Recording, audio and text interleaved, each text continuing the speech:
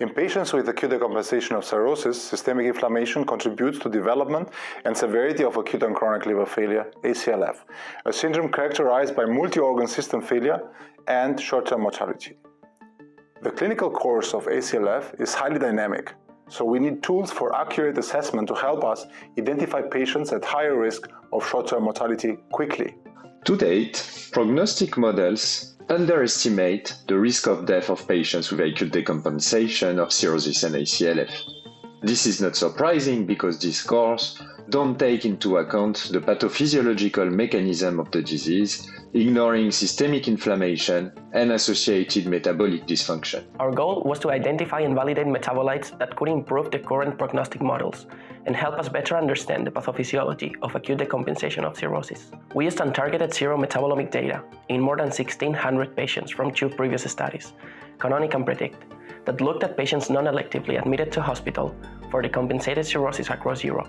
To evaluate the predictive ability of all available metabolites, we used the concordance index, or C index, a measure that allows to combine the event occurrence, death in our case, and the time to such an event.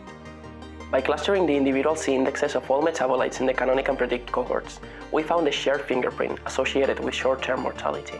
Our results showed that the top 15 metabolites were better predictors of short-term mortality than standard laboratory variables. With liver transplantation as a competing event, we used Cox proportional hazard regression analysis to build 2 metabolomic models with features independently associated with 28-day mortality in the Canonic cohort that we validated in the Predict cohort. CLIF-C MET 1 included H together with 3 metabolites.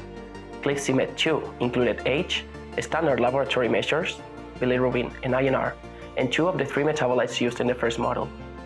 Both CLIF-C MET 1 and CLIF-C MET 2 were more accurate than MELD sodium score in predicting mortality at 28 days, both in the Canonic and Predict cohorts. The most remarkable thing is that CLIF-C METs are superior in predicting risk of death as early as 7 days after hospital admission, compared with the MELD sodium score, which is based on standard laboratory measures alone. The predictive power of the CLIF-C MET scores relies on 3 selected metabolites: 4-hydroxy 3-methoxyphenylglycol sulfate, a metabolite of norepinephrine related to the alarm reaction of systemic inflammation, galacturonic acid and hexanyl carnitine, 2 markers of mitochondrial dysfunction, reflecting alterations of the glucose and fatty acid metabolism.